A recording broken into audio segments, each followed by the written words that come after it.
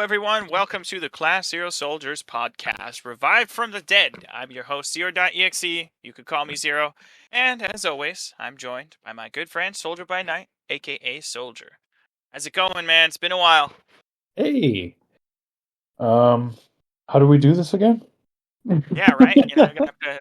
Hopefully, it's like riding a bike and you only crash 3 times and then you remember. So, we'll get through it. I guess we'll start off with the same thing we always do. We've had a lot of time since our last episode. So, what have you been playing in that time? What's your latest obsession?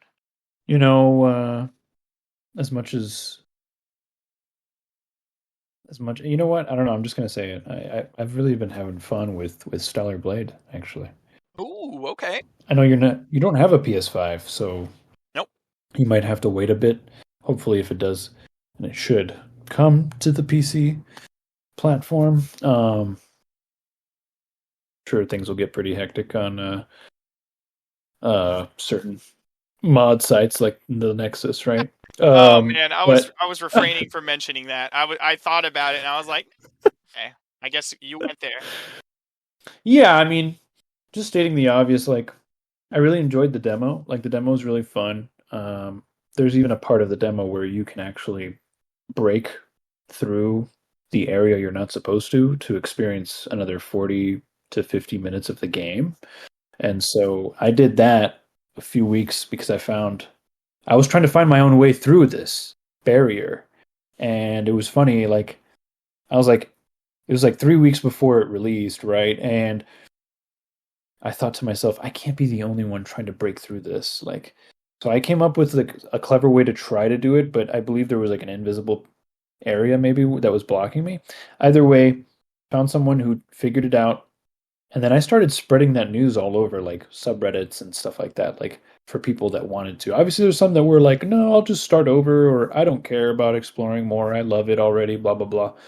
But I actually had a pre-order that I canceled for that game, like digitally. And I was originally going to get the deluxe because Shift Up had not stated, like they said there was going to be no DLC for this game, and they stated, it would just you unlock outfits through the game, all that stuff. So people were really stoked about it, but they had a deluxe version, right, where you can only get certain outfits and little things, like in that deluxe, and it was $10 more than the 69.99, right? That's a So lot anyway. Like, geez. right. Or I'm forgetting. Isn't that the new price for like Yeah, it's next gen? 70. Yeah, it is, right. It is 70. So 80, I was like, I don't know if that's worth the 10 after playing the demo and like you can so she has like a shield. Eve has a shield and that can get knocked down to zero and then now you start taking damage. Basically, if you remove her main outfit, she has an under armor of sorts that's called the skin suit. Basically a zero suit. Pretty much. And so you have no shield, right? So it's like your way of kind of giving Right. yourself a little bit more like difficulty if you want to.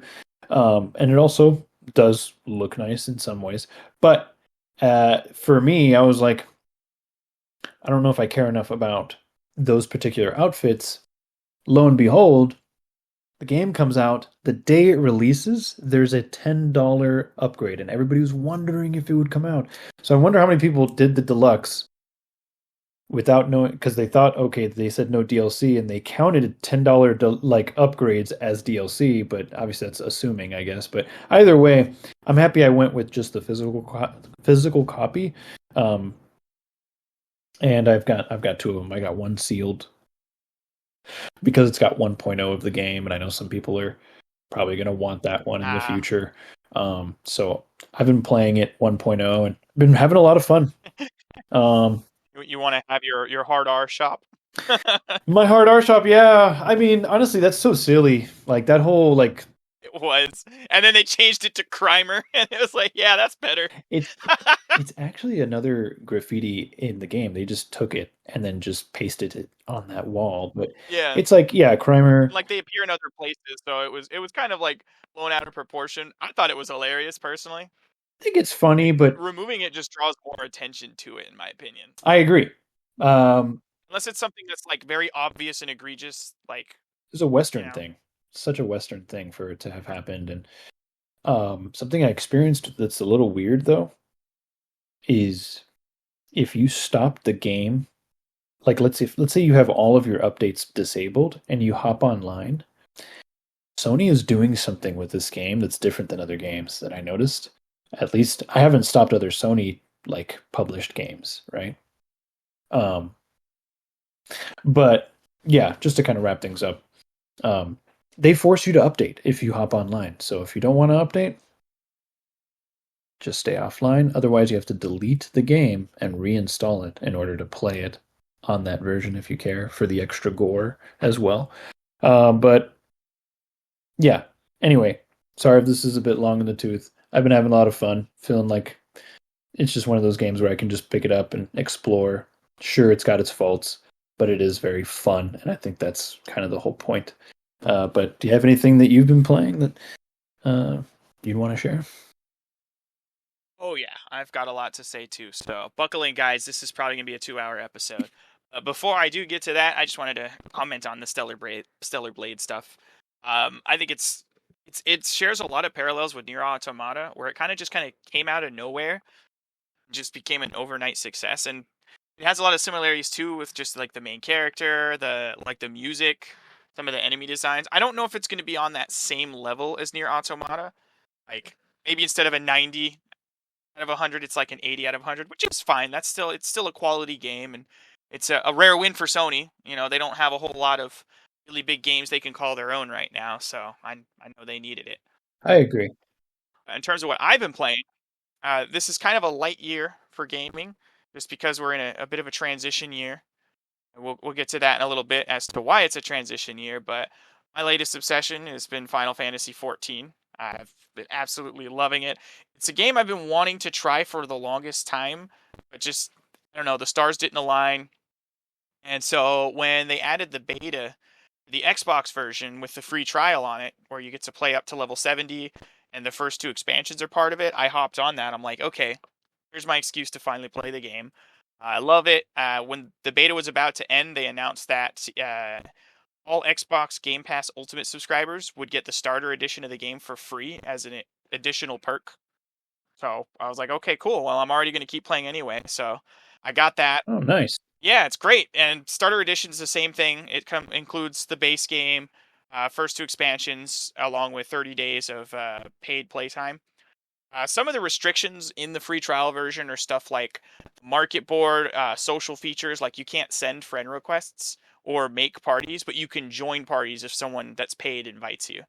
So like there's kind of ways around it, but like, you know, you could pretty much play a good 200-300 hours all on the trial if you want to just experience the story and the mechanics and level up some classes. So it's a really generous free trial. It's really a whole game, 3 whole games that you could play for free if you really wanted to. But I hopped on. That's what I've been doing. I bought it on Steam too, so I can play on my Steam Deck. The complete edition was only $24, so I can hop back and forth between them. So I already have all of the expansions now, minus the new one that comes out in July. I could talk about Final Fantasy 14 all day, but I'm not going to. We're gonna go ahead and move on. We have a lot of stuff to talk about. It's been a long time. It's been so long. At the last time we talked, the Wii U and 3DS servers were still online. And just touching on the Final Fantasy, I'm really happy you're giving it a shot. It's apparently some of the best storytelling. So It is. It's um, good. you'll have to share some of that with me and enjoy the music as well. Oh yeah. I know Stellar Blade has been blessing me with the tunes, and I know.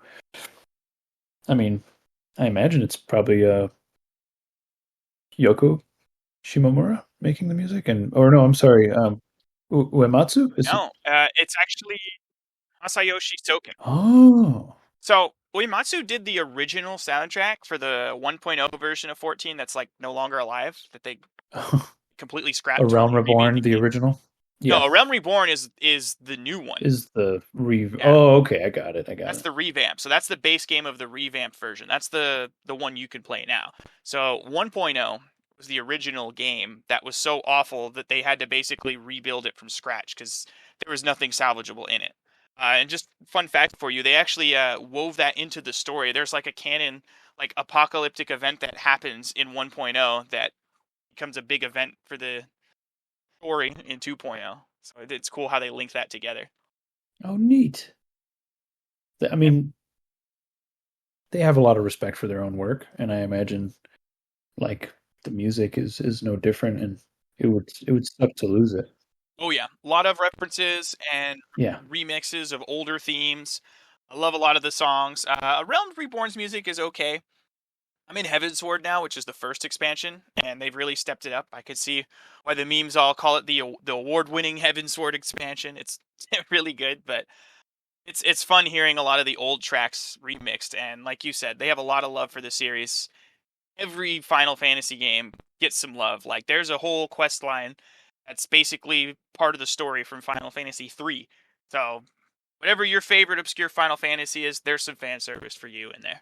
that's amazing. All right, thanks for sharing, man. Always good to hear about what you're playing. Maybe one day I'll join you.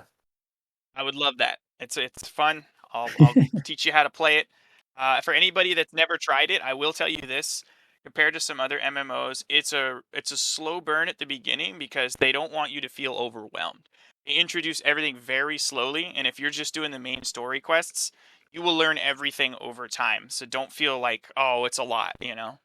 And it has PvP, right? It does. It's probably the least liked content in the game, though. Just being honest.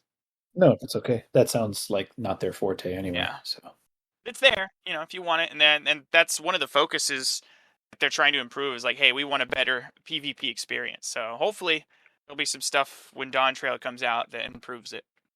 well, hey, speaking of online, something happened on April 9. Yeah. So that's the day that Nintendo wanted to flip the switch and turn off the servers for Wii U and 3DS online games. There are a few exceptions to that, though. One is anybody that was online when they turned them off or just like turned off access, they got to stay online. And there's a group of people that's like trying to keep the servers alive as long as possible. I kind of wish I knew about this like movement when it happened so that I could have put my 3DS online with like Smash Bros or something. But yeah, I believe right now there are 6 known people that are still online for games like Animal Crossing. Is it New Leaf, the 3DS one? Yeah, that's New Leaf. Mario Kart 7. I think there's a Wii Sports Resort player. Yeah, it's super cool. So like they're still online, and there's like a thread on Twitter tracking, which players are still online, keeping the servers active. How much dedication do you have to one? There's no way to foresee that being even possible. So that means the people Right. who are remaining, those faithful, devout disciples, are they were just so amped. They didn't want to let go. They didn't want to let go, and they stayed with it. And then the fact that they were like, "Hey, it's been like 2 days." That's insane. Now it's Like, been months. It's been over a month now. right, right. But I mean, I imagine initially it was like, "Hey, this is who else do you think is doing this?" So I imagine like the only way they even got known was like, "Hey, I'm still on. Is anybody else able to get on?" "Oh no, I can't get on." That kind of thing. And it's like, too bad for those that are still on. We can't join them. I wonder if, oh man, like how, like with a Smash match, like if it was somebody on. I don't think you can do online and local at the same time, No, though. probably not. I think it's just one or the other. Oh, Smash for Wii U is one of the games that they kept open. Or not Smash for Wii U, Splatoon. So there's one person just online playing Splatoon somehow. By himself? What? I guess I don't know how they did it. I wonder if there's like a stream for some of these people. That would be pretty fun to see, like just a live Yeah. stream of, hey, we're gonna keep these servers alive as long as we can. And of course, talking about the servers, there's unofficial ways to keep playing these games online, and uh, there's methods already out there and set up. I think it's called Pretendo. Yep. That's the homebrew service where you can play 3DS Wii U games online still. The Wii had it for a long time. There's still a thriving homebrew online Wii community, especially for games like Mario Kart Wii.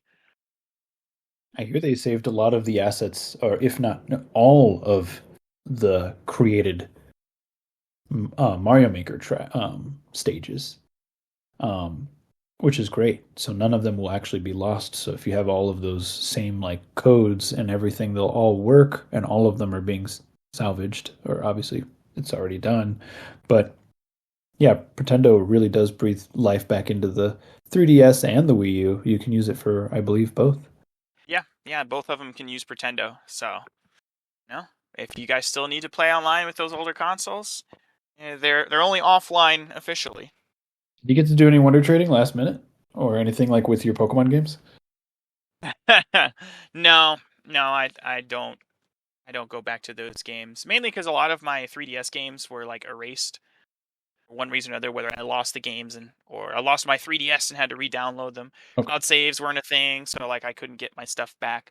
Uh, I did move a few Pokemon over to Pokemon Home, so that's another good thing. Is there is still official support for all of the Pokemon online-based services for DS and 3DS. Not like the GTS or anything, but like moving up through the Poke Transfer, Pokemon Bank. Those all still work as long as you have the game or quote own the game. Like as long as you've downloaded it once, you could still re-download it from the eShop, and those services still work. So your Pokemon Bank and Pokemon Home dollars are paying for those servers to stay online, so rest assured, at least for the foreseeable future, and that's the exact wording Game Freak used, by the way, for the foreseeable future, those services will remain active. that's really nice. Yep. And with the virtual console games of Red, Blue, Yellow, and Gold, Silver, Crystal, every single generation of Pokemon can be transferred up all the way to the newest. Yeah, I mean, there was a video I watched recently where in the 90s there were giveaways from you in Gen 1 and there was a legit copy of, I think it was Pokemon Blue in Japan, that had one of the giveaway Mews that was still on it, and that save can actually be located online, um, and you can just load it up and trade that legitimate Mew all the way to Pokemon Home. Um, and I believe there was even one saved as well. This was all from a really cool video I watched recently, and I can't remember who it was from, so apologies. But there was 150 given away in the States, which was way more limited than the Mews from Japan. And I guess if you got selected, you sent your card in, and they loaded up Mew there. And that one is also backed up and archived, so you can download that save as well. That's pretty cool. And I know, I mean, those games are held together with duct tape and hope anyway. So there are so many different ways to like glitch a Mew into the game without having to use any type of like Game Shark or cheating device. So if you want a semi-legit Mew that you can obtain yourself, there's plenty of tutorials on how to do that as well. I know, I believe that works on the 3DS copies of It Red and does. Blue as well. I did it for Yeah, I did it for them. But these are more for people who want the original trainer from Yeah. those official places or whatever. I guess it's probably great for those people who like legit had one, their battery died and they lost it, or like like that kind of thing. I Yeah. bet it's even better for those folks. Well, Um, I think that's enough talk about Pokemon because we got to talk about the Pokemon killer that's been sweeping the nation. Maybe not killer, but it's definitely made a lot of Pokemon fans mad, and that, of course, is Palworld, which kind of became another overnight sensation. A lot of controversy around some of the designs, but from a gameplay perspective, it's night and day compared to Pokemon. It's a completely different genre. It's survival crafting game with some monster capture and collection elements. But yeah, I was really big on Palworld for the longest time. I still really like it, and I'm definitely planning on going back once we get some more patches. But it's one of those games that once you completed everything, it's like, all right, I'm just kind of waiting for new stuff to get added. But have you played Palworld yet? yeah, man. I was actually just playing with a buddy of mine and his Discord friends um, not too long ago, and they just invited me to play with them, and they built their own little like forts and stuff, and we did like a raid or two, and I even That helped sounds familiar. my buddy get like this like dragon thing, but I think he got a better one later. But there's like even shinies in the game and everything, and yeah, it should be familiar. I wonder who that is. The Garfield meme. Friendly shade. Right. No, it's a lot of fun, especially when you have friends to play with and you can kind of Yeah, split the tasks up between everyone. And what's really cool about it is that, everything kind of stays on your world. So even if somebody joins who's never played with you before, they'll start at level 1, but you could give them some gear that you craft yourself to give them a head start and like help them, give them really high end pal spheres to capture high level pals and level up super quickly to catch up.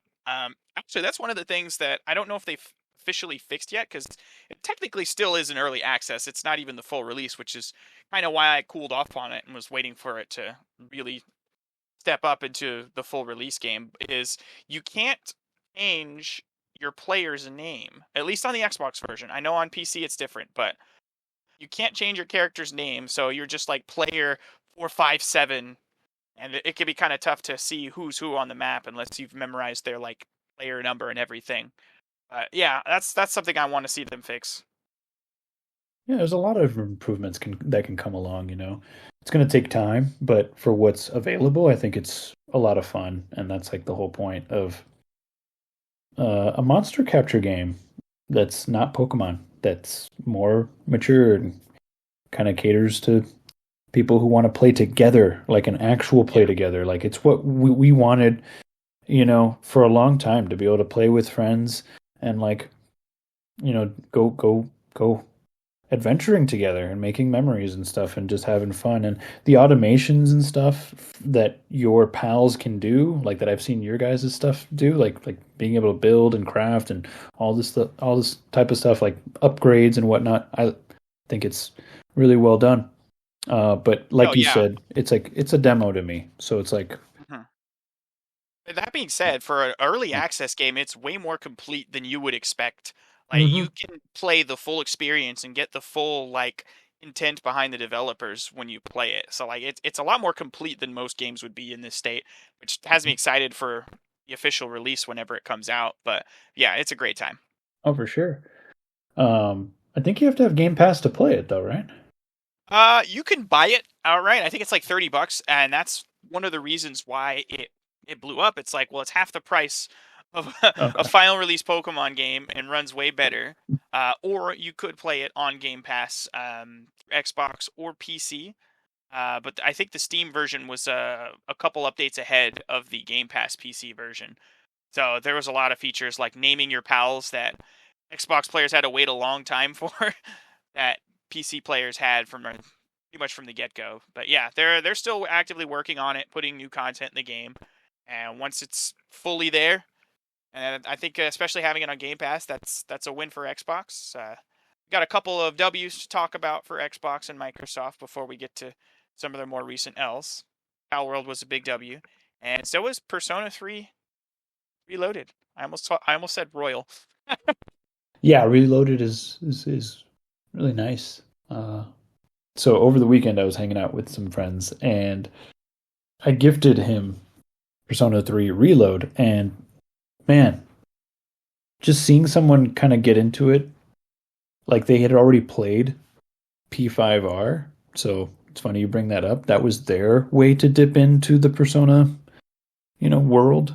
And I'd say it's such a good game to start off with because it definitely like teaches you everything you need to know about like the mechanics and what to expect.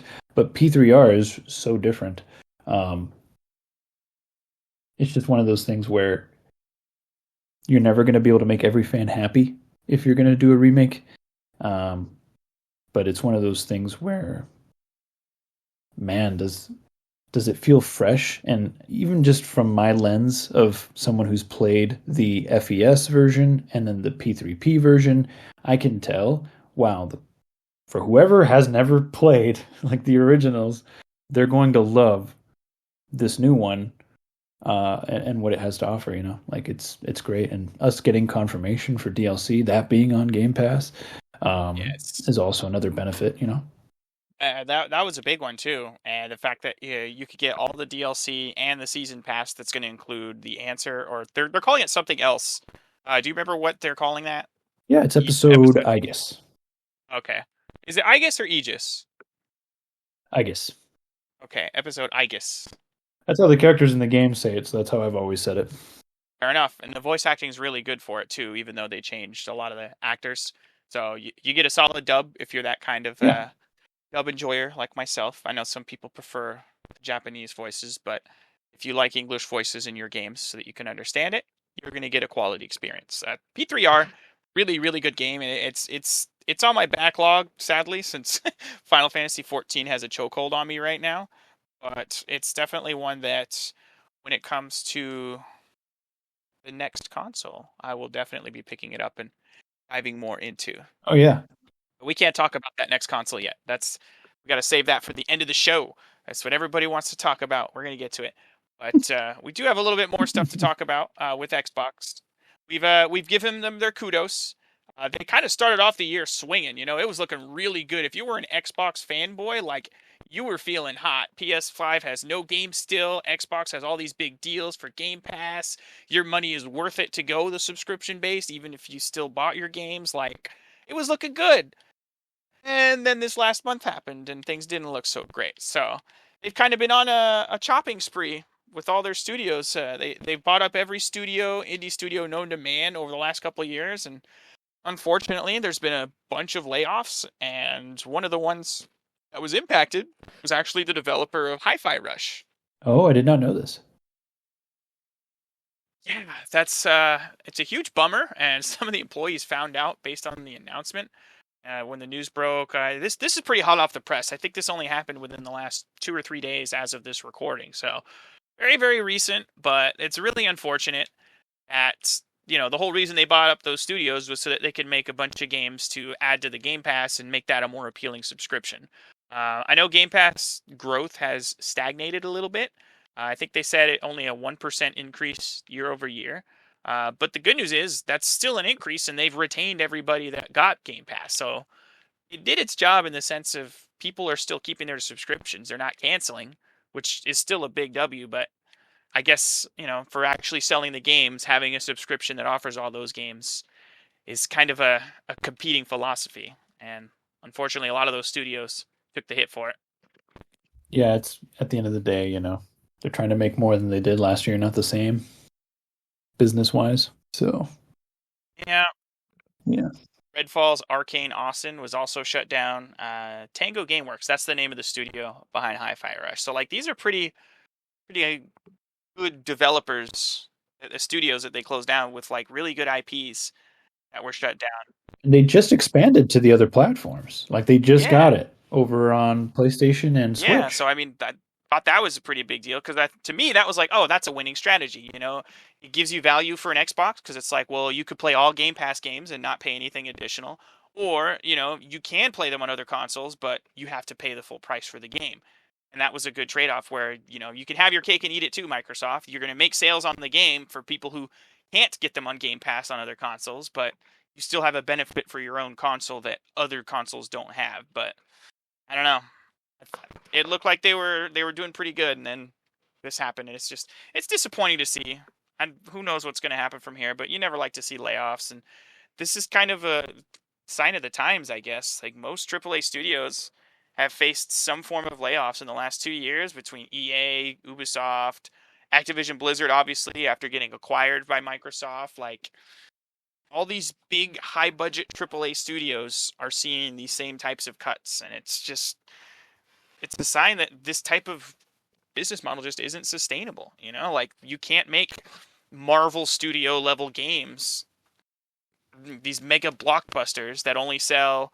I say only, but for as much money as you're spending on the game, selling only, even 5 to 10 million copies is gonna put you really behind the eight ball with the profits. So I mean, that they got to start looking at Nintendo. Like, they've got this down to a science. They make high quality games with decent budgets. They're probably, I would say, all of Nintendo games and studios are in that AA category. Like, you're not going to get that cinematic level quality, but they're very polished. They look good, cohesive art style.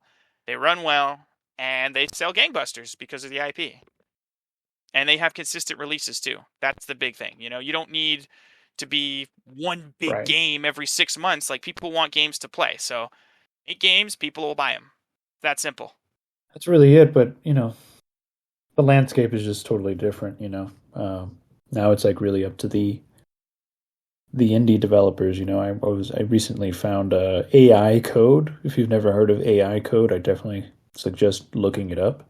I'd say that one's more in line with maybe near style in terms of comparison, but one person made that game, and it's like it looks like it could be like a AAA game, and it even functions like one. And it's crazy. The demo's out on PC and it's been out for a while, and like that's the kind of stuff that has passion, man. That's super fun, and that's kind of what it's about. It's just people stepping up and hopefully just remember what they're in it for, you know? Yeah, well, that's a good call out. The indie studios are really taking advantage of this like vacuum in the market.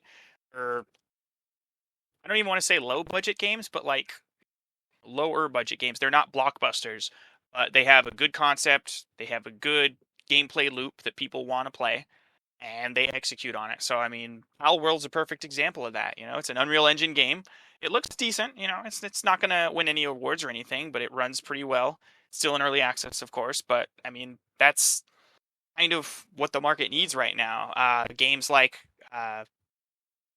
oh man, I'm drawing a blank. Sea of Stars. So that's one that kind of came out last year, and it's been a while since we've really talked about it. But that was another one that's like indie studio with a great concept, the turn-based RPG with action elements. We need more of that, and a lot of indie studios are kind of finding a home in the gaming market now that people are like, not every game needs to be a visual movie. Like they want just good games, good gameplay with nice art, good music. That's what people want. Exactly. Always the music. I have to. It's a big part of the experience. Like orchestral, like cinematic movie soundtracks can be good, but it's also nice just having a melodic earworm that sticks with you after you turn the game off. Absolutely. I I don't know how many times I have to talk about Stellar Blade, Here but we the go. soundtrack is so good, man. No, I've heard some of the songs actually. I haven't played the game, but I've heard some Really samples nice. from the songs, and it is really good. Yeah. They did a good job with the soundtrack. To be fair, like when Persona 5 came out in Japan, because remember it wasn't an international release when it first Hmm. came out. I think back in 2016, 2017. Um, I believe it was late 16 in Japan. yeah, I think that's what it was. It was like the winter-ish, and then we got it like in the spring. Yeah, February actually, because that was the Take Your Heart edition. It was on Uh-huh. Valentine's Day. With the bag. Still got mine. I still have the little Morgana doll that's in the Nice. plastic. But yeah, I listened to the whole soundtrack before the game came out. I spoiled that for Man, myself, that which was a I treat was though. okay with. Like, yeah, it was amazing. I was listening to it for months, and I was like, okay. And it was fun, like playing the game and hearing the tracks again. But yeah, this is no different. I can't say every single track is like a banger, um, but there's a lot of songs, like you said, right?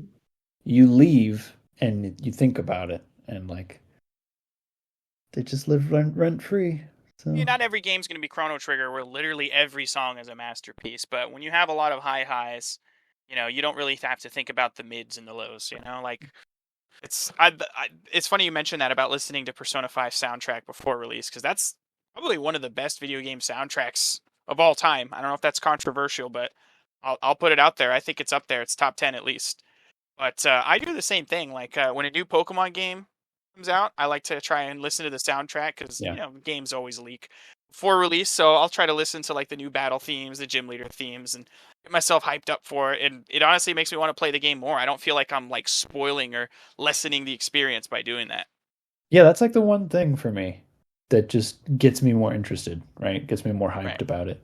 It's not going to take away from it or anything like that. In fact, I was actually more bummed that River in the Desert wasn't in like in I'm sorry, I don't want to do any spoilers. I know the game's been out for a while, but it wasn't in like the Pyramid Palace Oh yeah, yeah. I know what you mean.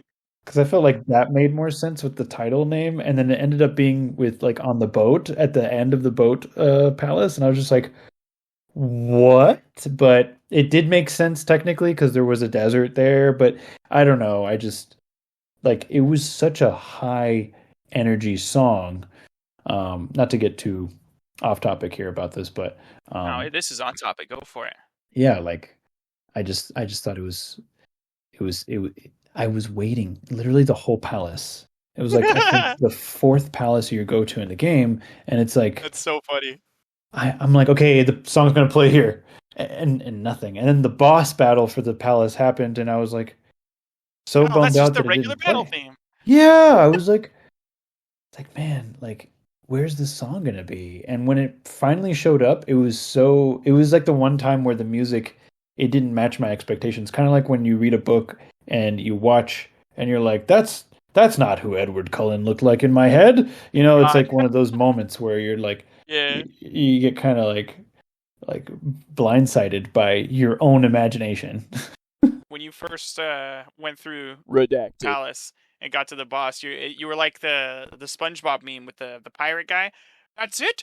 That was just the regular boss theme. Like that was you once you got there.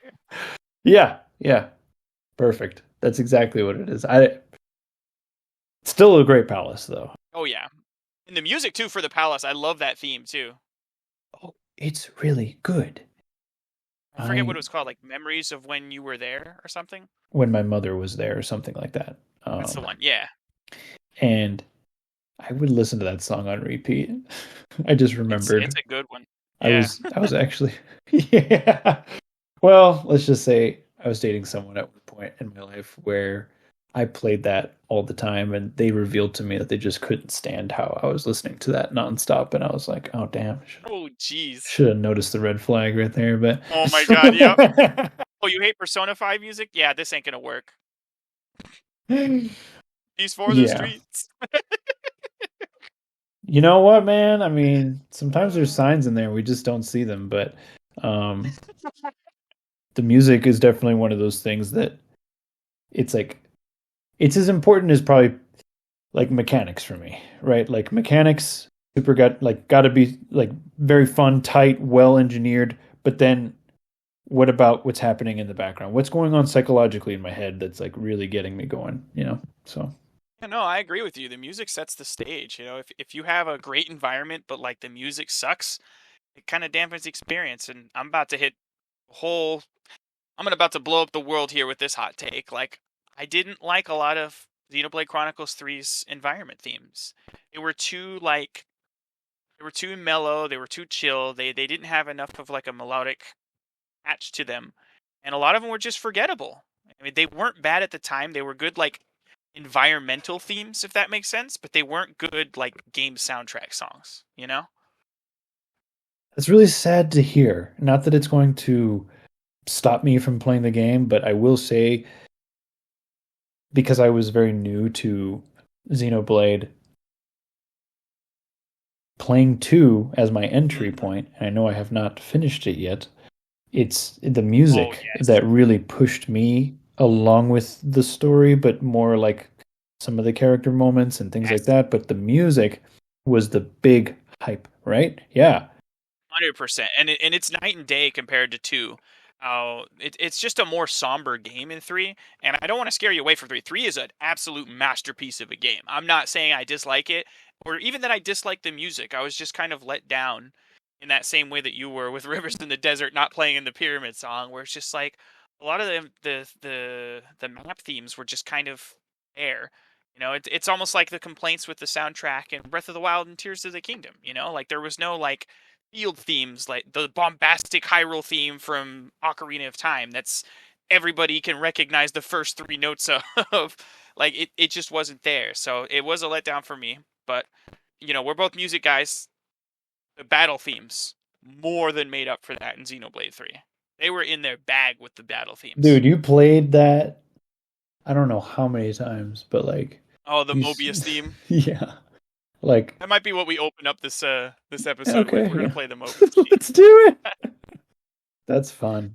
Yeah, I mean, I loved the first few hours I played of it, so I know I'll definitely get around to it. But like, there's certain games that have amazing music, like Nier Automata, where like I have not actually beaten the game. I've put 15 hours or so into it, gotten pretty far, but like that's another one where I'll listen to the entire OST because it's so good. Um, that and Nier Replicant, they have really great soundtracks, so I'll just sit there and listen to those, and sometimes just get emotional because I'm just like, oh man, like Yeah. they really killed it. But yeah, speaking of music and all of that stuff, I still haven't beaten Final Fantasy VII Remake. Me neither. It's okay, buddy. I'm on, This is a look at safe this. space. I think there's like 17 chapters in the game or something Yeah, to that that sounds effect. about right. Hmm. And I'm on chapter 15 or 16. So like Oh, I'm you're like close. very close, but Yeah. it's I've chipped away at it for 2 years. So um It's an easy game to pick up and play and then put down, like it's because it's episodic. I know this is kind of a hot take for a JRPG, but I didn't feel like obligated to continue playing long stretches at a time. Like you can play it in bursts. especially if your play style is a bit slower paced, it works better for you, I think. Um Hmm. I know that compared to Final Fantasy VII Rebirth, the side quests aren't as rewarding and as well thought out in FF7R. They were padding. Let's call a spade a Yeah, spade. There's a lot of padding in there remake. is, but I'm the type of person who kind of has to do everything before he continues. Like At that's 100%. I blame it on growing up with platformers like Crash Bandicoot and Spyro. It's like I Yeah, I the have to do them, and collectathons. it's like that bled right into all of the story games I ended up loving later in my life, where it's like okay, let Well, it's especially traumatizing because those games would lock content behind that. Like that's it before I go. every Spyro game had an extra world where you couldn't access unless you collected every gem, every dragon egg, like every collectible in the game. So like Yeah, we were conditioned like, hey, to actually complete the game and play it and experience everything, you do have to collect everything. yeah. And then you've got games like God of War, where it's like certain things you can't even go back in the story to because it's completely linear. So like if you Oh, don't I do hate those that. types of things where like you get certain chests, now you don't have your full upgrade and like things like that. And like Kingdom Hearts, for example, before the internet knew the blessing that is YouTube, but like also the curse, right? Because like back then, when YouTube was just fresh, we didn't have a bunch. We had like what cool AMVs and cheesy videos, and like Kingdom Hearts. You had to play the game in the hardest difficulty to be able to have the reward of seeing a very brief clip of like a teaser for the next game. And there was no other way to see that unless somebody uploaded a video later on. But like that was like you know what you were rewarded with for actually doing extra work, and it was just nice like to have that kind of recognition as a player, right? Like going in, Yeah, getting all the stuff, not just for an achievement, right, or a trophy, which I am right. neither a hunter of. And let's just put this out there too. Like that's something that you would absolutely not get in any game made in this day and age with difficulty, you know, locking content behind it because with the whole movement for accessibility, developers would be worried to put that stuff behind a difficulty gate nowadays. It's true. Better or worse, I'm not saying it's a bad thing necessarily, but No, it's of it its was just a time for different sure. time. Yep, Yeah. exactly. But I don't know. It's got really good reviews. Final Fantasy VII Rebirth. I mean, did I buy it? No. Will I buy it? Yes. I'm waiting for the Steam version. Like I don't have a PS5, so I can't play it right now anyway. So when it gets officially confirmed, announced, and released for Steam, I'll probably jump back into Remake, finish that, and then I'll buy Rebirth when it's on sale. 'Cause that's exactly what I did with Remake. I picked it up on a like $38 sale. How long did it take to reach PC? Do you know? I think it was like a full year, but Mm. it's not going to be that way this time. I think June is when their 90-day timed exclusivity deal is Yeah. up. So it's only 90 days guaranteed before it can come to other platforms. So they can't even announce it until that 90 days is up. But obviously, Square Enix is probably working on a Steam version, if not an Xbox version. I don't know if they're going to go there, but maybe we'll see. Well, that kind of brings me to Final Fantasy 16 and how they already talked about how it was going to get to PC. I don't know when exactly, but that's one I played, a little bit of, and I could see what it was going to be about. And I'm like, oh, I have to be in the mood for this. I definitely put in a good 10, 15 hours. That's kind of my cap in terms of like how much time I give a game before I know, okay, do I need to be in the right mood for this, or am I in it now? Should I just see it to the end? Um, But yeah, I don't. Yeah, work, more work. It's all work. I want to play games. Yeah, I couldn't get into 16 anyway. It's a PS5 exclusive, but just watching the combat, and I'm just like, yeah, this isn't the game for me. Yeah, it's slow.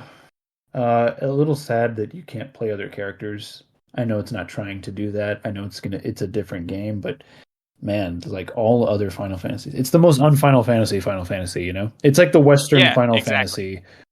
And it's funny because we're in the West and we're like, meh, it's not as Japanese as the other Final Fantasies because that's what we're used to, you know.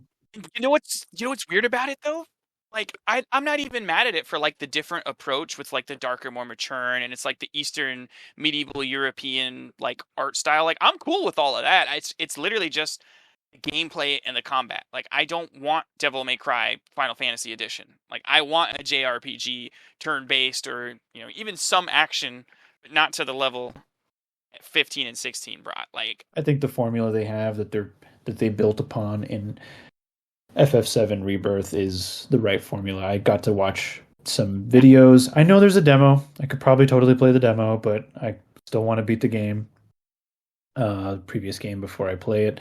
But I watched a few people like just talk about it that I trust, on YouTube and whatnot, and also looked at some articles and I see that the air mechanics, the battling in the air, like was retooled and like they expanded on the first game, and that's like the whole point, right, of making a sequel. I just wonder how long it will take, and if it's going to be total memery, all the way up until the third and last game for it. Like, is it just the end of the decade or the next gen? Like, I wonder when well, that's they going to come said out. that it's not going to be as long a development cycle, so we could see it as early as 2026, is what they were saying. Yeah, but their next focus is Kingdom Hearts 4. So, like, they're pretty much putting all their resources into that, you know. So They're a big company. They got more than one studio. I guess so, but remember, it is Nomura that's behind a lot of the like story and character designs and everything. So, um, Yeah. I know that if he's working on something, he's going to want to see it through. And See what happens, but yeah, I don't yeah, think it's going to take another like 6 years or anything crazy like that. I think 2028 at the that's where I latest, was and going to that's go. the very Yeah, latest. that sounds totally doable. And with the rate that we've been going at, PS5 is going to be relevant for a pretty long time. Yeah, we'll be playing it on our PS5 Pro Deluxe editions by then. I will not be upgrading anytime soon. I I know for a fact There's no need to. there's no need Yeah, like to. even if they make a higher end Dude, Xbox, like I don't. PS4 is still getting games, okay? Like Right. we are if you have a PS5, you're more than okay. Like there is no reason to get Exactly. anything unless you have some super duper TV, I guess, right? I feel like at that point it's just hardware that's Yeah. going to be what you have to match with. I think making it smaller and more of like power efficient would be the big move. So like this is one where a PS5 Slim would probably be a more meaningful upgrade Yeah, than but we already anything. got a Slim, even though they don't want to call it that, because it is quiet. It is smaller. It is cheaper. It's got like literally half the thermals. Um, yeah. Yeah, yeah, it's still ugly as sin though. Absolutely, I would never ever buy that. Sorry for anybody who likes the console. But Like a spaceship. It looks like it was designed by Elon Musk. I'll put it out there like yeah, that. gloss is gross. But yeah, it just looks like a cheap little toy. All right, well, so that's one exclusive for now that PS5 has is Final Fantasy VII Rebirth. Awesome game. It reviewed well. Stellar The fans Blade loved is it. also. Stellar Blade is also good. Yes, yes.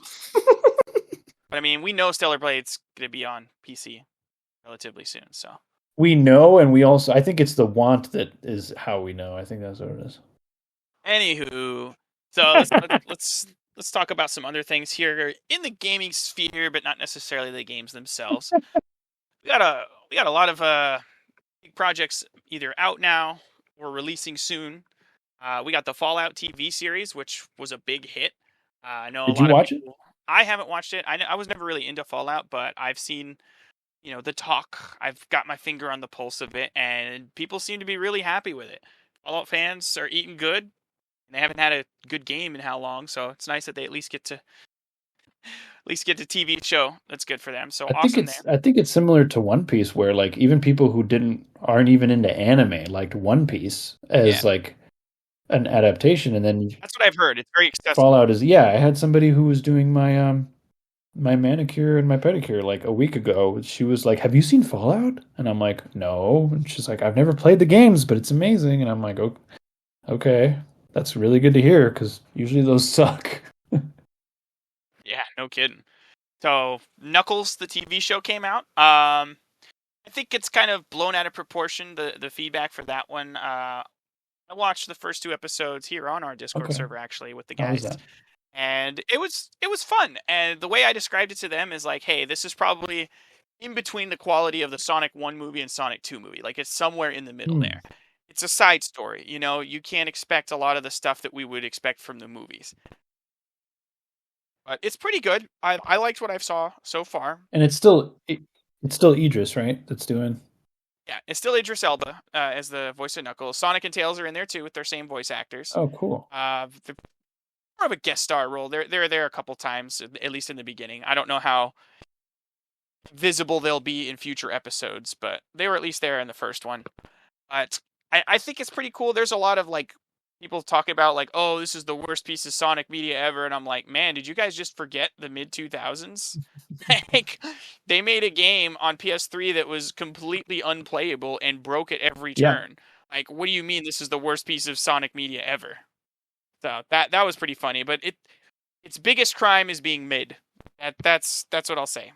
Okay, that's fair. It's not bad. Hey, It's inoffensive. as long as it's better than She-Hulk, right? Oh yeah, can't get that bad. I've enjoyed it. I think it's a decent filler for the Sonic 3 movie, which is coming out later this year. I think it's December that it comes out. So we're going to be seeing that. I don't know if you've seen the rumors, or I don't know. It's not technically confirmed, but it's a leak supposedly that Shadow is going to be voiced by Keanu Reeves. I that's one way to sell the film. You're speechless. It's one way to sell the I film. mean, Yeah. that's going to get like all of the moms to go see it, right? It would be perfect for his character, I feel like. Hey, as long as it's not Chris Pratt, you know? I know, right? I think that would be a good fit. I mean, I wouldn't mind them putting him or like the actual Shadow voice actor. He mentioned something on Twitter that he'd love to play the part. So I don't know if that's maybe he is and he was playing coy, because I know there's a couple people that have done that where it's like, well, they're in NDAs, they can't just say no, I'm not voicing it. Yeah, they can't like yeah, what a weird place to be, especially I don't know, just the way like well, X is now, you know, people just like hounding wanting details, Exactly. going crazy about rumors and whatnot, but I have not heard anything. Wait, is there? Wait a second. Is there a trailer for Borderlands or no? Borderlands, yeah. I think I saw. I'm pretty sure the show is out, or at least the first episode is out. I remember seeing something on it, but I was like not interested. No offense. um, Oh wow. let's see. Who's the cast? Okay.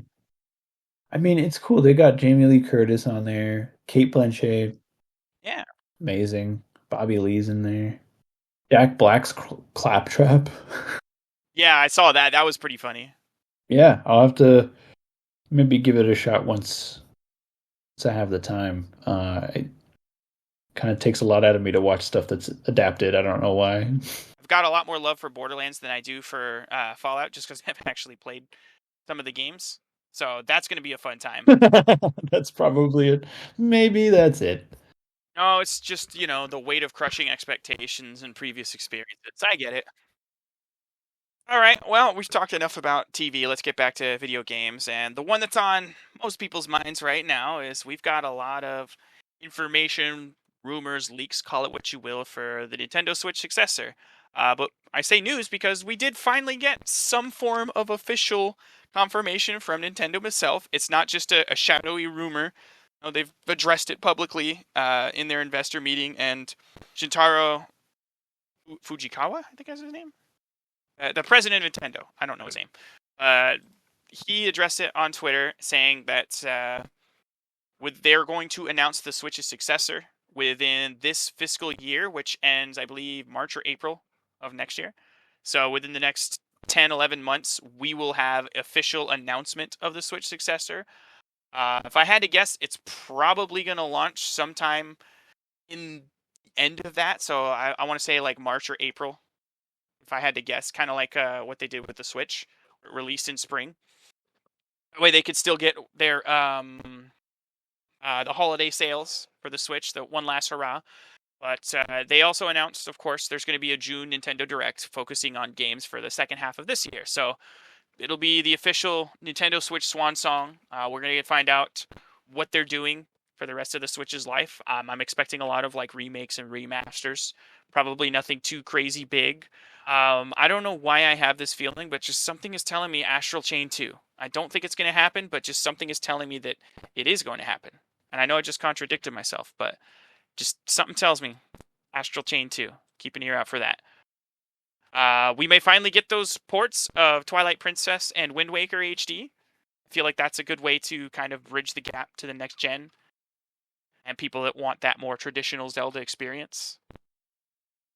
They have to have something lined up for the holidays, other than maybe announcing the Switch 2. But they wouldn't. I highly doubt that they would do. They wouldn't want to cannibalize the last chance they have. What's their big one more thing? Because Right. it's not Pokemon. We've got Legends coming out next year, so it's like, what are they cooking? They got to have something. What's the big one? Mario Odyssey 2? That would be an interesting way to end the life cycle of the Switch. It would be, but I don't think it's going to happen. But what if? I think maybe even what you said about the Wind Waker HD and Twilight Princess, because think about it, like those came out pretty late in the Wii U's. That's pretty big. I mean, last time they did that, I think it was the summer for Skyward, right? So I mean, like they have either the summer or they have like leading into winter, but there's certain things that they can do. Dude, imagine this, right? The next console is going to have that next Metroid game, which is going to be great, Metroid Prime 4. Well, that's another thing. Is that going to be what closes us out? Are they finally going to have Metroid Prime 4 ready for the Switch, or are they just going to wait for next gen? I think we would have known more about it. Like they're rarely ever hush hush. They do like to build, like interest and whatnot. So I personally think that. Well, I love that you brought up Astral Chain 2, because first off, that game deserves it. Yes. Amazing original IP that we've just had radio silence on. So good. The fact that even ran as good as it did and how fun it was so inventive. It felt like, it very similar to like that feeling of something fresh and new, like Stellar Blade introduced. Here we go again, Stellar Blade. We don't have to. We never got anything like that again. And it does feel weird in the entire Switch life. It sold well too, because I think in their most recent investors meeting, it's a well, I don't know if it's considered a first party game, but I'm pretty sure it sold like 3 or 4 million copies, so it was successful for Platinum. Great game. I just hope that I lied. 1.3 million copies. If it is if it is whatever it is, I'm sure we'll have such a good time, like being able to just. Here's the thing, right? We had the Switch, we had Breath of the Wild. What is going to be that combo this time? And I feel like that's the big question, outside of the hardware and what's the new, maybe not gimmick, but what's the new thing? Is it 4K when it's docked? Ooh. Is it, I've got info on that. Is it like the magnetic Joy-Cons? It's not rails. Oh, this guy, you stole it. But like whatever, right? Like it's funny that you were going to say that, because I think that might have been something that came up recently that we probably both looked at. But either way, it's like, what is it? Yeah, they need to have something like what besides the hardware. What is the system seller? What Breath of the Wild was an insane first game for the Nintendo Switch, and that it still is. It is. It sold 33 million copies as of this last report. And oh, by the way, Tears of the Kingdom eclipsed 20 million. So a sequel game selling 20 million copies is unheard of. So awesome stuff there. The Zelda series on Switch has now sold 55 plus million between the two games, so good for them. But like, yeah, they need something. What is it? I mean, Legends obviously will be there. So Pokemon, there's your big one. But I'm gonna throw this one out there. I got a dark horse for you. Okay. We're gonna see a new Fire Emblem game. I say new, but it could be a remake of an old one. Genealogy has been one that people have been wanting. So I think they're going to do a Genealogy and Thracia remake, because Thracia was kind of like a side story for Genealogy. So we're going to see a remake of those games, and it's going to be built on the same engine that Engage was, because Engage was an anniversary celebration game. It wasn't really intended to be like a main series Fire Emblem game, but it was kind of its own thing. Kind of like Hyrule Warriors, right? Or Fire Emblem Warriors. It's just a celebration of the Yeah, franchise. that's a really good way to put it. Yeah. I mean, that's why all the characters kind of like had access to powers Mhm. from previous characters. It's kind of like And a that. lot of the mechanics were just kind of smattering between all the different Fire Emblem games, which, by the way, Engage mechanically is one of the best Fire Emblem games to date. It has some of the tightest mechanics of any Fire Emblem game, and I absolutely loved it. So I think we're going to get a new Fire Emblem game. That's going to be what closes out the Switch generation for JRPG fans. But I mean, after that, the sky's the limit. Who knows what they're going to do? I respect it, but Zero, my guess is what you already said. I have a feeling it'll be a new Mario game. That just sounds like it. It makes sense.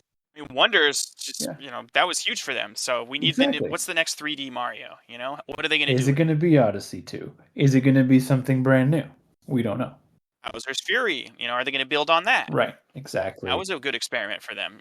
Where it's kind of like Sandbox Mario, but like you can pull out your power ups at any time. Dude, what if it was a Mario game with all the different Marios?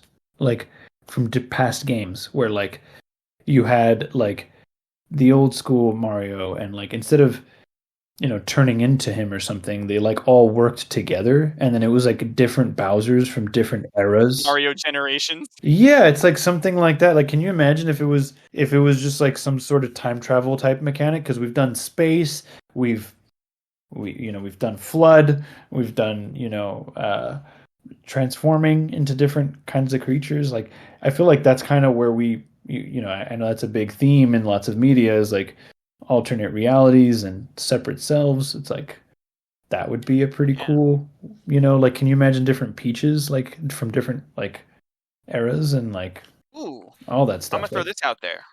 What if it's a 3D Mario game, but you can play as different characters?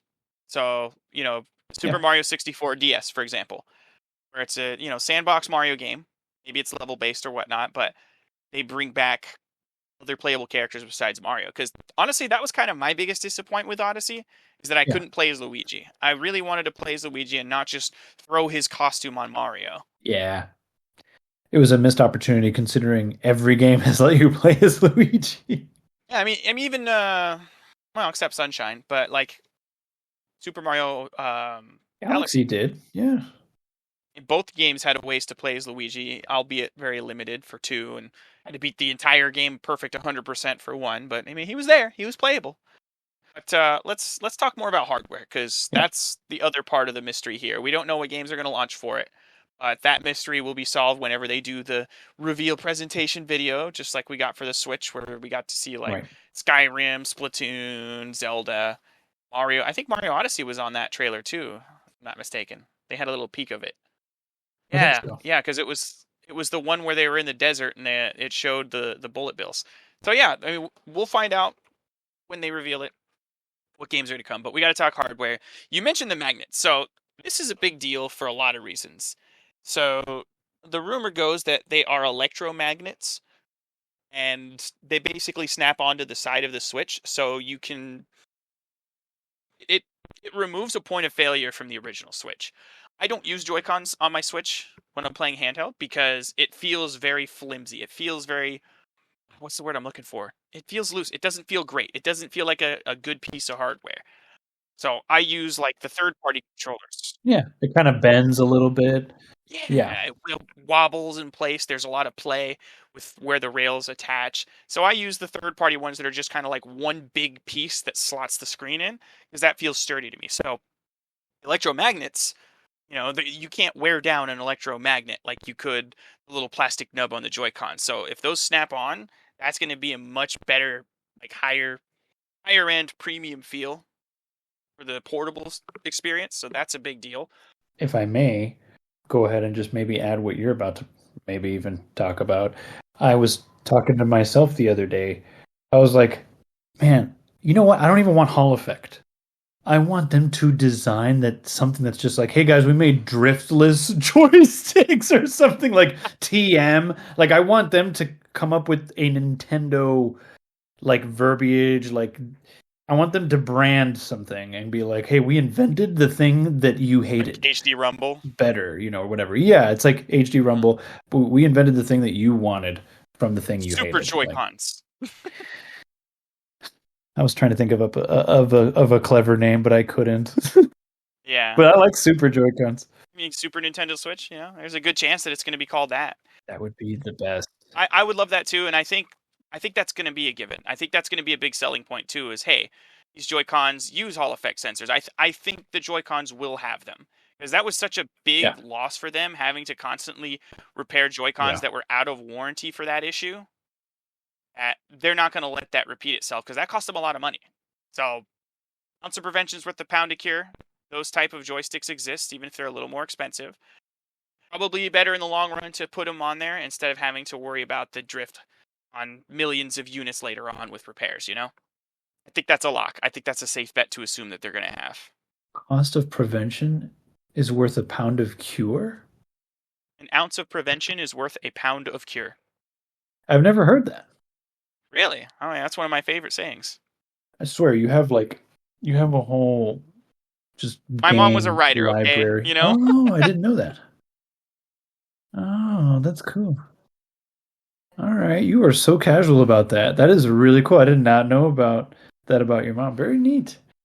Well, hey, that makes sense because you're always pulling these things out, and I'm like, oh, that's cool. I'm gonna take that. Um, Right. but yeah, that's neat. I'm wondering, screen wise, are you thinking like not an OLED because of what has been speculated and whatnot? Would that Well, make you unhappy, or if it was just like a really nice IPS? I know IPS screens have come a long way.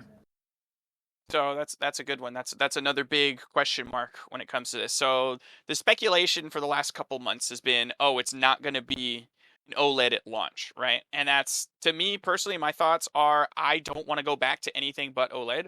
If they're going to increase the price of this console anyway, I'd rather them make it a very high quality unit that I won't feel like upgrading later. And because we already have OLED screens on Nintendo consoles now, it just feels like a backward step.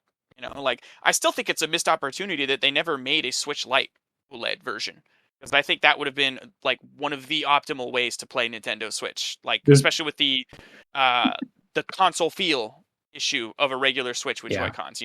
there's a mod coming out for that if you're not aware. Yes, yeah, I have my Yeah, eyes on that, but it's probably going to be obsolete by the time it makes it mainstream. it's going to be a niche thing either way. And Yeah. plus, I have a buddy of mine who totally busted his Switch Lite, and it's like one of those things I'd probably pay someone to do because I wouldn't even try it at this point. Yeah, that Um, also sounds familiar. But yeah, so let me tell you the info that I have on the Switch screens. So there are some actual like legitimate like pieces of info that have leaked about the manufacturing process. Apparently, Samsung has secured a huge contract with Nintendo and Nvidia when it comes to making the parts. So I don't know if you know anything about Samsung, but they produce a lot of electronics and they make parts for a lot of other companies' electronics. So they make the iPhone screens, if you're not familiar. So the OLED screens that are on yeah, iPhones, those are produced by Samsung. that's right.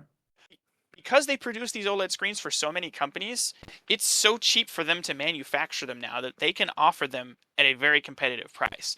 So in my mind, when they announced that Samsung was the one that secured the contract for the processor, for the screens, and for a couple other parts, I can't remember which. I was like, okay, to me, that's basically soft confirmation that there's going to be OLEDs because that's probably why they contracted Samsung because they could get them at an affordable rate and they know that they're reliable quality screens. It might be why it's also taking so long. Yeah, I mean, there's all these Yeah. things to consider, right? Who knows what changed the development? Maybe Right. they were originally going to put an LCD screen, and they thought, you know what? I think it's better for our profit margins if we just find cheaper OLEDs and charge an extra 50 to $100 per console. Nintendo does not want to sell multiple tiers of. They want it to be easy. I know they've said that. That's what they said about the Switch, where it's like Right? there isn't a It does 32, everything. One console 64 does gig. everything. It does it Mhm. all. It's easy. It's not like you have to get the base model and now you have to. It's they want it to be as easy as it is for kids for everybody else to get into. So And I fully believe that the Switch Lite was basically developed after the fact as a way to address some of the concerns with like the build quality of Joy-Cons and a more portable experience. So I don't think the Switch Lite was originally in their plans when you know when the Switch was conceived. So if they do everything right from the beginning, they won't have to release multiple models like that. And I what's interesting too is if they do the OLED route, and let's say they charge $4.99 for the new Nintendo Switch or Super Nintendo Switch, whatever they call it, right? It does a couple things. One, you're going to get a high quality premium experience out of the box, but it also incentivizes people that may not want to spend that much to just get a Switch because you can get them for as little as $200, and Nintendo's still going to support the Switch for at least a year or two after the new one's out. So that's your multiple model. You already have the existing SKUs on the market to rely on as your budget option. You don't have to cater to a budget audience because you have a product that already meets those needs. You know what I mean? that's true. I mean, that's one way to. I mean, obviously that's a higher risk on their part, but I feel like they can risk more because of the success with the Right. Switch. Like they're in a position where they got more going for them. Like even if it doesn't work out, like they're still going to be selling the Switch like the standard Switch. It's not like it's going to It's not leave. just gonna poof vanish off the shelves. Like Exactly. They'll probably have the normal Switch, the OLED, and then probably the new one that'll come out where it's like they're still selling the old stuff, but as soon as those games, because remember, it's the games that push them, as soon as those games start coming out, we start hearing about them, then those consoles, because obviously we're going to get stuff like, hey, if you have these IPs or you have any of these other games that have patches for the new Switch, you'll be able to enjoy them. So they'll sell the console to be able to take advantage, where games take advantage because they have patches for them ready to right. go. Like, okay, cool. So I'm buying this for kind of like the same reason why I personally bought a PS5, where I was like, okay, cool. I'm going to play my PS4 games with higher frame rates, higher, resolution, all that stuff, just better experience. Um, but then also, what about the games, right? And like that's kind of what's dragged PlayStation 5 really from selling. But Nintendo has never really had that issue, other than maybe Wii U. But like the Switch has had a great life cycle. And if they can just replicate that momentum, that energy, uh, that excitement, you have to think about one of the things that really helped the Switch out, Smash Ultimate, man. And it's kind of one of those things where we need something like that. Um, because as much as we got, Breath of the Wild and it was such a great start, and we had Mario Odyssey, like we need some of the other stuff. That's why Metroid Prime 4, that would be great to have, so that way we have like a new Metroid that's like what Prime was when it came out on the GameCube. That was huge. That got Right. people into GameCube that never played Nintendo games, probably. No, I'm with you, and I think that's smart. That it's also pretty much confirmed. It's going to be backwards compatible. Yeah. I'm pretty sure that was actually confirmed by Nintendo in the investors meeting. And when they were asked, like, "Hey, you referred to this as like the next model of Switch instead of like or the successor to it. Is there a reasoning behind like that verbiage?" And I'm paraphrasing here because it was Japanese and translated. And President Nintendo basically said it's appropriate to call it the next model of Switch. It's basically this is an iteration on it. They're building on the Switch concept and the console, and they're beefing it up, which is what everybody's been wanting for years from a Switch Pro. So they've kind of just kicked that can down the road to just make basically a super console. Just want to talk about some of the leaks that came out. This is pretty likely it's a 90% chance of being accurate because these are from like manufacturing processes. We got the Switch Lite that was leaked before from the assembly line, and people didn't believe it. It was the light blue one. It was just like, oh, there it is. Yeah. Shutaro Furukawa. That's the president's name. Thank you. You're welcome. And it was bothering me, dude. I'm like, I know. it's in my brain, but my brain can't like spit it out of my mouth. So yeah, Furukawa said it's the next model of Switch. And here's some specs that we know of. We don't know a whole lot about the processor yet, but we know it's going to be NVIDIA something. It's going to have DLSS, which is deep learning, super sampling. So it's going to have the ability to upscale with very little power, or not power draw, very little, what's the word I'm looking for? Resources. It's a resource-friendly way to upscale games and get a better picture quality. But it's going to have 12 gigs of RAM out the box, LP DDR5X, so really high-speed RAM, relatively speaking, compared to what we're used to. 256 gigabytes of internal storage. It's UFS 3.1, so it's actually really fast. I believe that's what the Galaxy S23 and later models are using. So read-write speeds are going to be awesome. Loading times are going to be awesome as long as they're installed on there. We already know about the magnetic Joy-Cons. By the way, I didn't mention this before, but the old Joy-Cons are still compatible as controllers for the new Switch. They just won't have a way to latch on because the rails won't be there.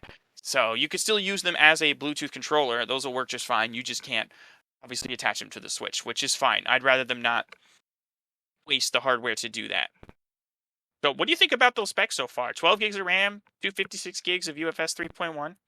Been a long time, man. We've really needed this on the Nintendo side. The last time we had a powerful console was the GameCube. And I feel like we never really strayed too far away from the GameCube, you know? Obviously, the Switch is more powerful in some ways. I think there are certain games. More modern hardware. I think that's the biggest thing with the Switch, that modern, while it wasn't as powerful as other consoles, you know, the fact that it was on modern hardware allowed it to use certain tricks to kind of compensate for it. And I think the Switch 2 or Super Switch is going to up that to a level where it is going to have that baseline level performance because they are putting beefier specs in it. But it's going to have stuff like DLSS to pump out, like when you dock it, you are going to get a potentially native 4K image on some games, where you can get that real clean picture quality that you're not used to having on a Switch. You know, we're used to our games looking real fuzzy on our 4K TVs, and that looks like it's hopefully going to be a thing of the past. Kind of makes me feel like Christmas.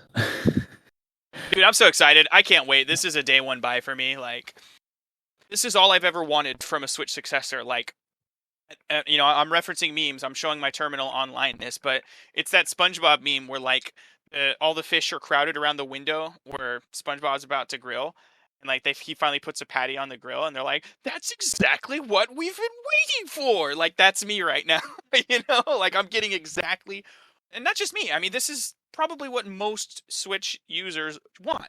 Just give me more premium hardware, more power to run games, you know, a better overall package, and I'll pay more for it. Most people are like, yeah, I'll pay $400, $500 for Steam Deck level quality, because this is probably going to be, if not at least on par with the Steam Deck, it may actually be a little bit more powerful, because the Steam Deck is, what, 3 years old at this point? It is. I don't really know the specs of the Steam Deck to compare with like what you've been sharing. It's a beast. It is, right? It's a beast. It really is.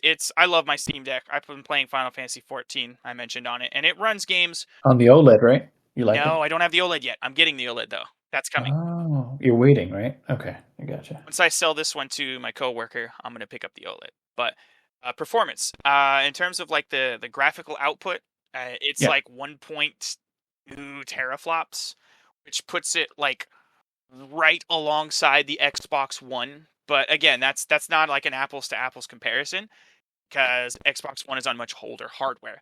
So it's just like the Switch. That 1.1 teraflops is going to take you further because it's on modern architecture, faster memory speeds, and things like that. So it plays modern games well.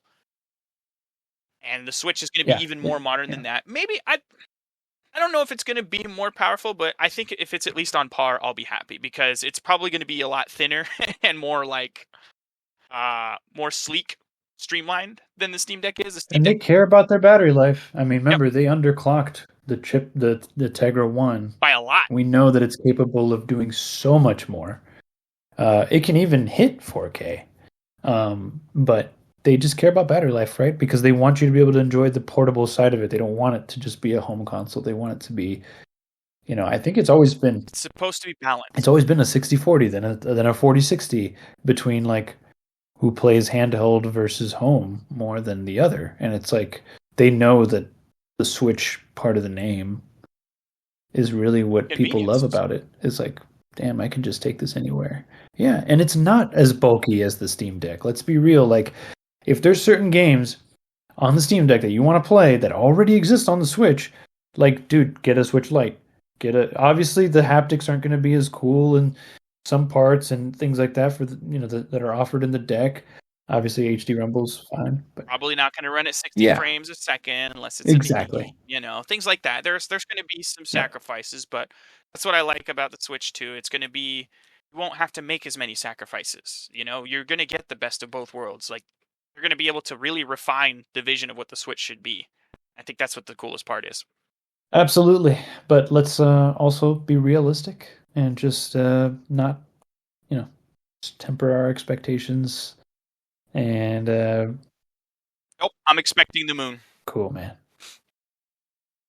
Well, I mean, crash landing. Hopefully, we crash land on the moon. And everything works out really well. I got another saying for you. You ready for it? Oh yeah. Since you're talking about crashes and moons, so shoot for the moon because even if you miss, you'll land among the stars. Okay, that one I've heard before. Which is still a really good one. Like that one, that's such a positive one. I really like that one as well. But did you want to say anything else about this topic before we close for tonight? I think I mentioned it, but I kind of glossed over it real quick. It's going to be backwards compatible. It's so there's a lot of memes out that are like drawing people rendering a Switch cartridge with a little notch on it, kind of like how the 3DS Yeah. cartridges are. So you can expect to see something like that, Yeah. where Switch games will slot in just fine to the new Switch, and you'll be able to play them. And you mentioned this too. What I'm excited for is games that will be able to take advantage of the beefier hardware and just run better on there. So like Xenoblade Chronicles 2, I would love to replay that game on more powerful hardware that could keep the dynamic resolution closer to what it's intended to be. If that could run at 720p, I'm okay with that. Oh, all right, I lied. There's one more thing I had to mention for the new Switch. It's probably going to be a 720p screen. I don't know if people are, disappointed by that and want 1080p. They think, well, that's not an upgrade. You mentioned it as well. They worried about battery. The Steam Deck is 800p for that exact reason. We putting the extra power, it can run those games at 1080p, but it's not necessary. I think 720p looks really crisp on a handheld of that size.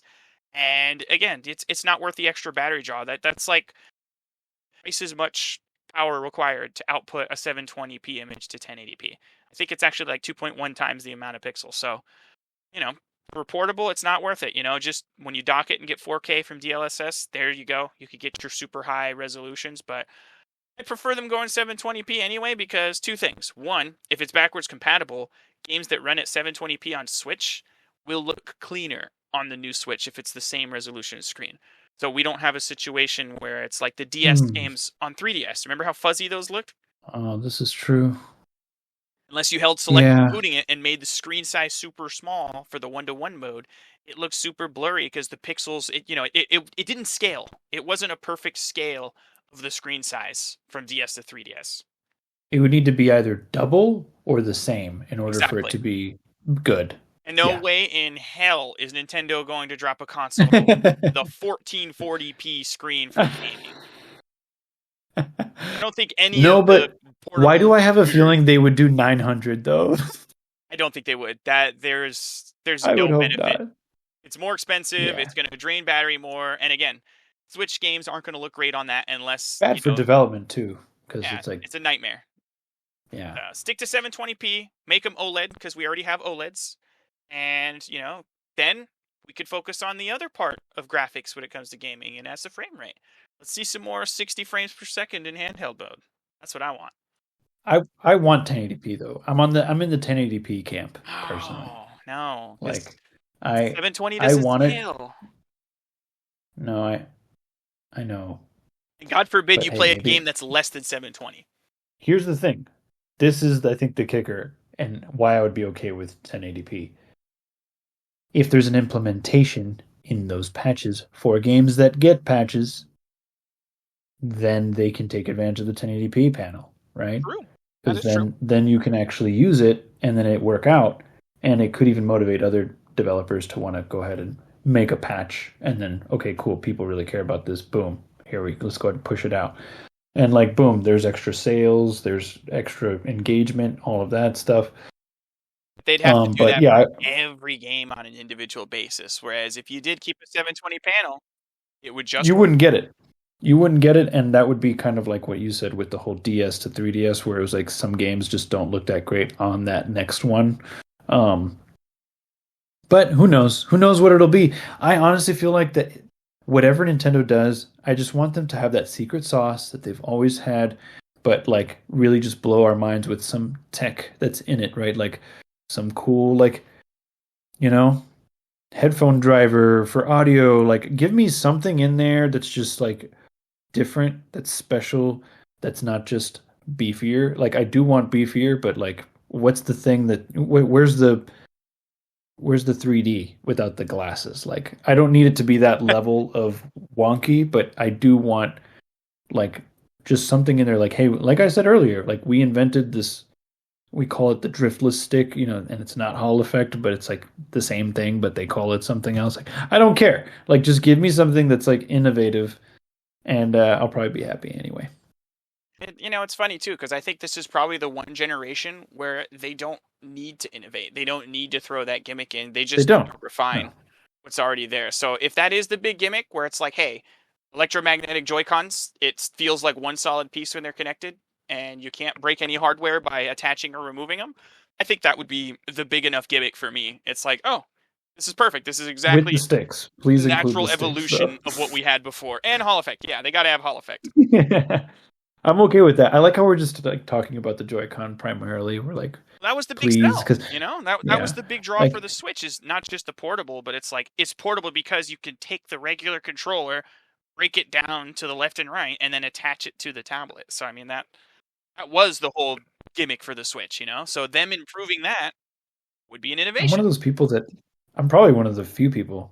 I'm sure we're out there, but I love playing the Joy-Con on the little attachment and like playing it on there. I've played all of Zelda like that. I know it sounds crazy, Oh, but I did like the I've same played it on there and the Pro. It's just fun. It's until I just got the it feels Splatoon comfy. Pro controller. That's how I played as well. Yeah. If that's that, thanks for making it this far. Anybody who's still listening, and we won't be. It won't be another Let me just 13 read. months before we Yeah, upload something. We promise. it won't be as long. We promise. Well, June Direct coming up, so we got to talk about that. So you'll see us at Yeah. the latest a month from now. But yeah, regardless, thanks for being here. Drop a comment if you like, if you're feeling it. But yeah, take the time to just share your thoughts. If you have anything that you've been playing that you want to share with us, let us know. Any feedback, always encouraged as well. And yeah, for any other game news and discussions, please join us again in the future. And take care. We'll see you. Goodbye.